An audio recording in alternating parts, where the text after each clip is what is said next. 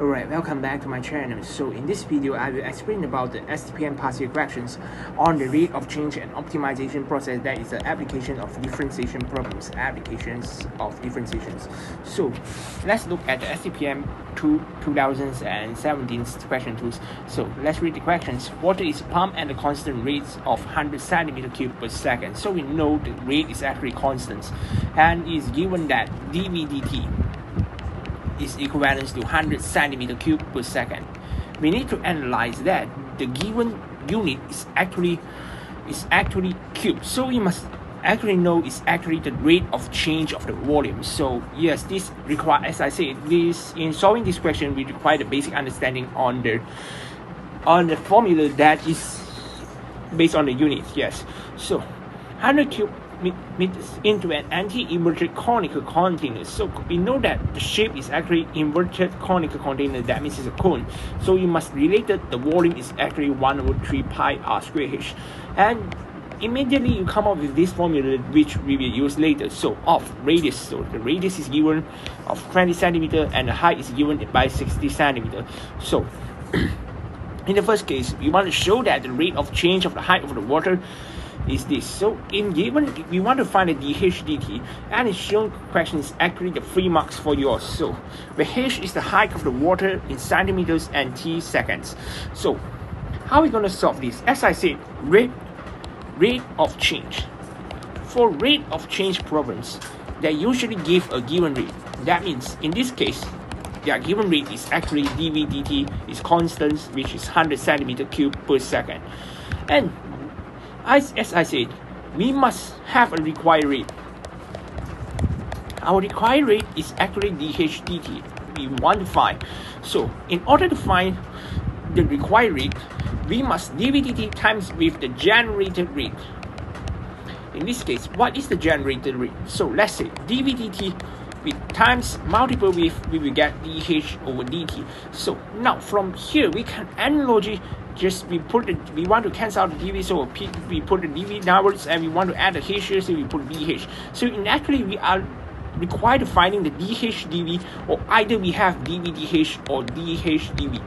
If we get dv dh, we just run over and we will get the answer. So in this case, since we have to generate the volume, we can use the volume, so we can actually find the dv dh from this formula, from the inverted cone formula. So from the cone formula, we can find the volume, we can find the dv dh and substitute here, and we will get the dh dt. Here is our final answer.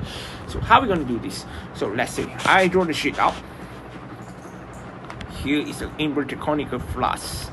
Oh, sorry, it's inverted cone, and you can see it's actually like that. Yeah. All right. So now we are given the radius of the cone is actually 20 centimeters, whereas the height of the cone is actually 60 centimeters from here to here. All right. So now let's see. We want to find the height of the water. Means that we don't know the water is what is the height of the water and what is the radius of the water. So let's just assume the water is here. Water, here is the water. Yeah, it's quite weird, I know. Yeah, it's okay. So here is the water. So we don't know the water, so we just put the r. We don't know the radius, and we are not sure about the height, we just put h. Since the question said h is the height of the water in centimeter at time t seconds. So now at t, so is the radius of the water is r, and the height of the water is h.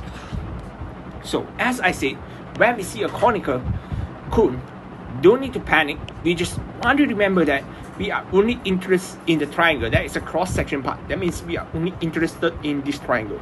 So I will draw out it to the centers, and it's actually here. Here is what we want to analyze. Yes, yeah.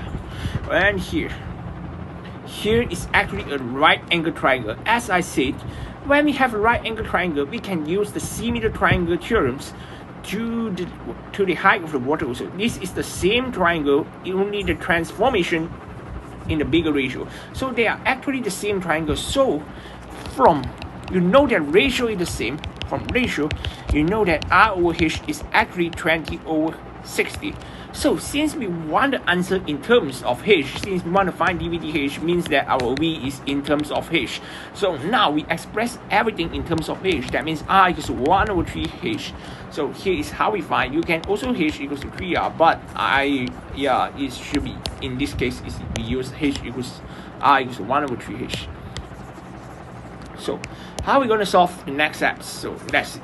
So we already have the volumes in terms of h and r. So let's write down the volume of the cone is actually 1 over 3 pi r squared h. As I said, we have two variables in this case in the volume formula, so we must substitute the r in terms of h inside this formula. So we get 1 over 3 pi. You substitute here, we get 1 over 3 h squared h, and you will get 1 over 7 pi h cubed. And this is the general formula for the volume of the cone. So how are we going to find the dVdh? Now we can find the dVdh just like that. We put we differentiating it. We put 3 put in front. We get 1 over 9 pi h squared. Right. So if you want to find the rate of change of the height of the water, rate of change of height of the water is actually dh dt. As I said, we have the given rate is our given rate is dVdt. So we write the given rate dVdt times dh dv. Since we don't have dh dv, we know that dh dv is actually 1 over 1 minus 1 pi h squared, and you will get some answer. So you will get just like dVdt divided by dVdh, and you will get the answer is actually 100. It's a constant rate centimeter cube per second over dVdh is 1 over 9 pi h squared. Here you don't need a ball. I don't think here this is a volume. dVdh, it's not required, so you just write down the answer is actually 900 over pi h squared. So you will get the answer as shown as the question required. Yes, it's the same thing.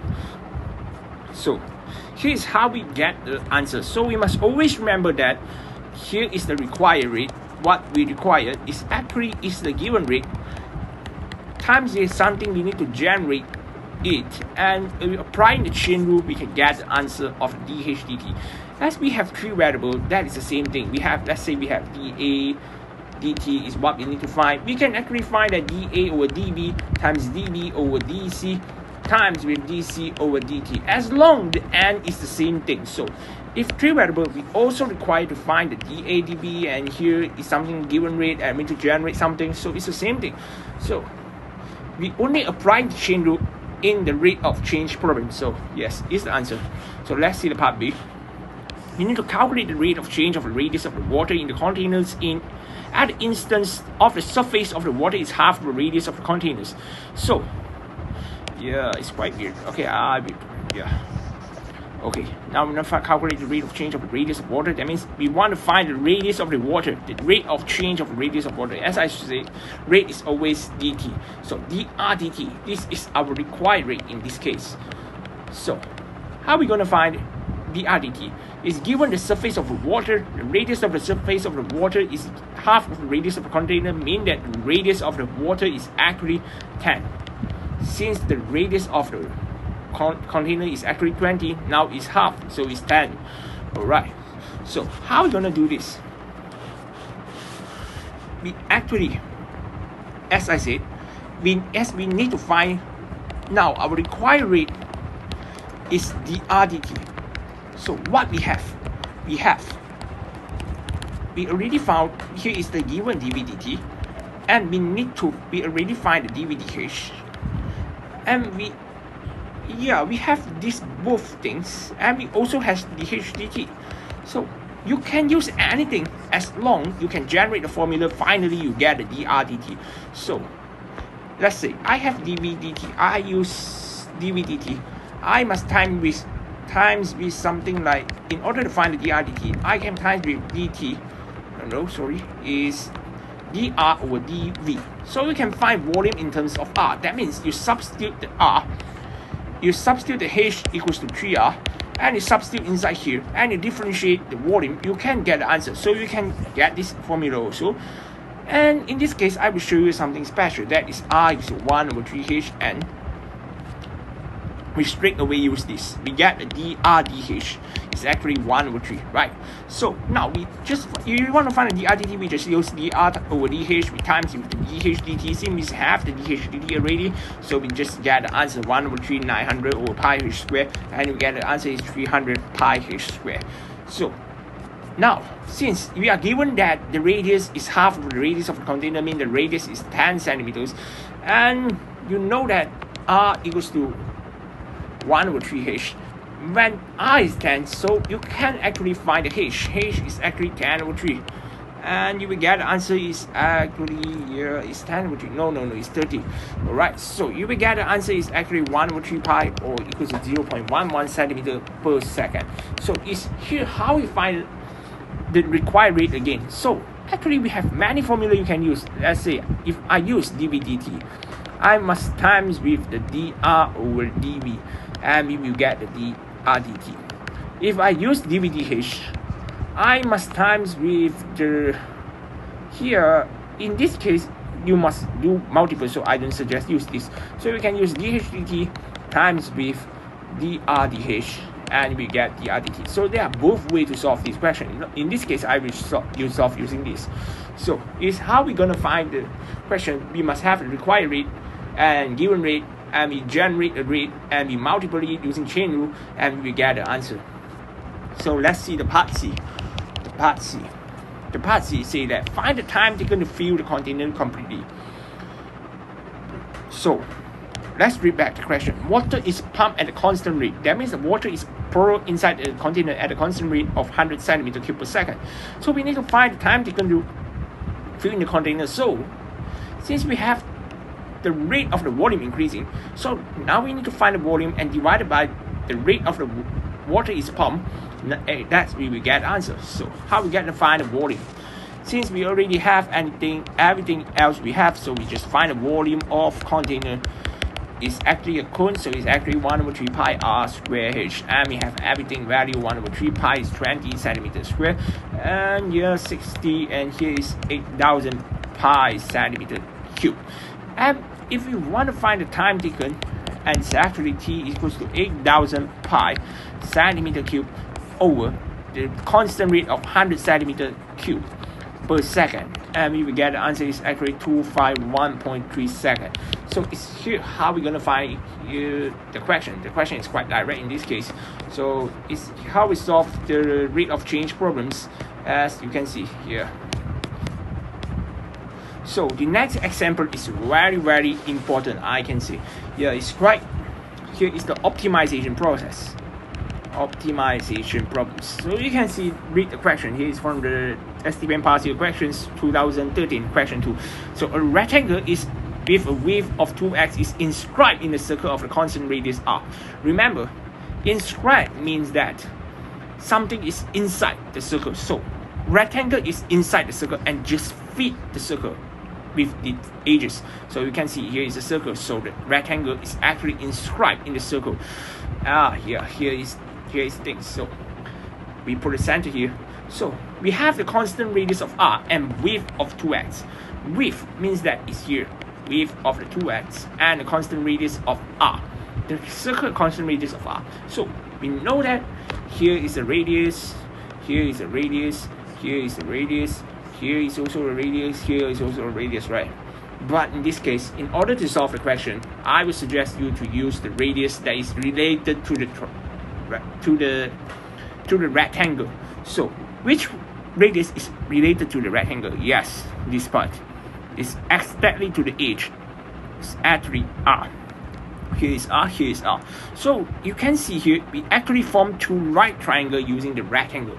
So how are we going to solve these questions? So we can using, so what the question asks for, express the area A of the triangle in terms, rectangle in terms of x and r. So this is a rectangle. So we want to find the area of this rectangle. So we from the center to here is r, and center to here is r. So how are we going to find the area of a rectangle? We know that let this equals to y. Let this equals to L. Let this equals to L.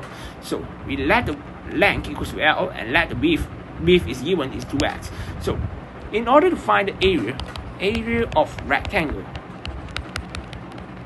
A is actually 2x times L. I hope you all understand this is width times the length. So how are we gonna express in terms of x and r? So we don't want L. How are we gonna find L? L, from you taken out the triangle, you can see. How are we gonna find this? We know that here is r, so here is 2r, right? So here is 2x, right? So here is 2x, and here is L. How are we gonna find L? By using the theorem Pythagoras. Okay, I found this on the web for spell. How are we going to find out by using Then we can find L equals to square root 2r squared plus 2x squared. And actually we will get the answer, we factorize 2r, we will get 2 square root r squared plus x squared. So now we can find the area already by using 2x times L, and we substitute the L equals to 2r squared square root r squared plus x squared, and we get 4x square root r squared plus x squared. And here is the answers for the part 1. So let's see the part 2, the most important part. Show that the rectangle is a square of side r square root 2 when a has a maximum value. Actually here you just want to prove the theory. So actually, as we know, a rectangle, when it's inscribed in the circle, when the area is maximum, the rectangle is a square. Here is a theory, but now we will try to prove this theory. So how are we going to prove this theory? So I will show you part by part. So yeah, alright, so now we have the circle. Now is another thing. So, and the rectangle is inscribed in the circle, and the width is no more 2x. Since now we are changed the dimension, really we are trying to prove this is a square. So we still, the radius is still r. So I will put back, here is 2r, right? R, here is r, and here is 2 radius. So r plus r 2r. So here I put y, and here I put the length as x. So you won't confuse with the first part of the questions. So we only want in terms of r and x, let's say. So by theorem Pythagoras, and we know here is a right triangle, and we can actually find y is equivalent to square root 2r squared minus x squared, and it's actually equals to square root 4r squared minus x squared. So we know that the area of the triangle, area of the rectangle A is equivalent to xy, right? It's width times the length times the width is same thing. So xy, and we substitute the y inside here, so we will get x square root 4r squared minus x squared. In this case, how are we going to find the maximum area or minimum area? As I said, when we want to find the maximum value or minimum value, we always, that means it's at the local maximum or local minimum dA dy dx equivalent to 0. We differentiate in terms of the variable and it becomes 0. Then we can find the maximum or minimum value. So in this case, note that we have two variables. One is r, one is x. But what we need to differentiate is x. Why? Since the r is actually a constant. R is a constant. R is not changed, it's already fixed. Since we have the radius of circle R, R is actually a constant radius, so the only change is the x. So now we can only differentiate in terms of x. So how are we going to differentiate in terms of x? We just dA dx.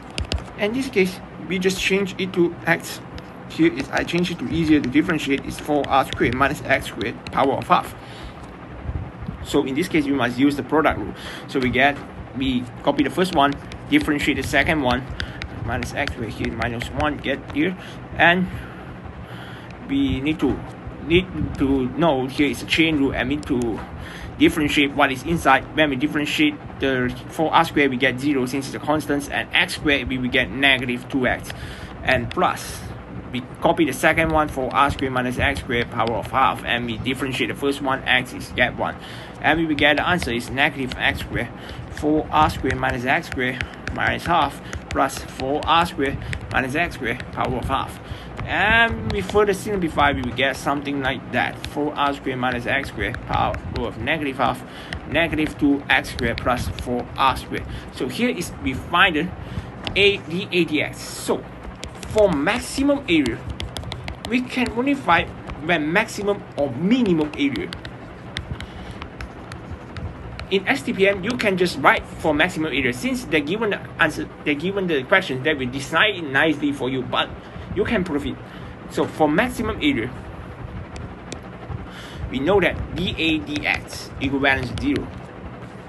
No, so how are we going to find dA dx equal to 0? We just copy around all the things. 4r squared minus x squared power of negative half negative 2x squared plus 4r squared is equivalent to 0, and you change it to the fraction form again, negative 2x squared plus 4r squared over square root 4r squared minus x squared equivalent to 0. So how are we going to know here is 0? As we know, the denominator is impossible to be 0. If denominator equals to 0, means undefined, right? Undefined. So we cannot let the downward parts equal to 0. So we must let the numerator to be 0. Hence, negative 2x squared plus 4r squared equivalent to 0.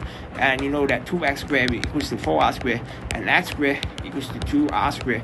And x will be square root 2r squared. We get r square root 2. And here is how we find x. So when x equals to r squared 2, we substitute into the y. Where we find the y, we have the y formula here. Here is a y formula, y equals to square root 4r squared minus x squared, and square root 4r squared. We substitute the x.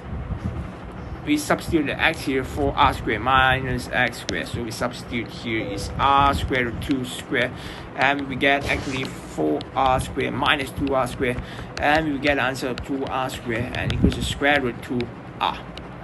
So here is find that we found that x equals to y equals to r square root 2 when the area is maximum. Here is how we shown the answer. Yes. So we are really satisfied the answer. If you don't believe, you can check with the d squared a dx squared, and you try to prove it is smaller than 0, and hence it is here is a maximum point, so it should be greater than 0. I'm sorry. So if we check, it will be maximum point as the d squared a dx squared equals 0 when it substitute r squared 2 inside the x value. So this is how we solve the questions. We need to always remind when the question asks, me maximum or minimum value. Oh, I immediately know I differentiate it in terms of the variables and let it become 0. In your syllabus, I don't think you need to check, but you can check it for safety purpose. So yeah, it's something like that. And in scribe problems, you must always figure out the triangle and use full information from the questions. Yes, I think that's all from my video. So yeah, you can see the extra exercise. If anyone interested, you can just leave the comment down and I will show you the answer. I already show you the answer here. You can try to check it yourself. Here is some application of differentiation extra exercises. As you can see, the first question, okay, I give you some time to stamp it. And so here is the first question, and the second questions, and the third question, and the fourth questions. So I personally think the fourth question is very nice to solve and it's very difficult and challenging. You can try to solve it. And here is the question 5. Question 5 is also very hard. Alright, and here is the question 6. Question 6 is very interesting questions to solve, but I don't think that will become out because it might be too challenging for the Form 6 students. So yeah, I think so. So if you are interested, you can just leave a comment and I will try to upload a video to explain the questions. So alright, thanks for watching.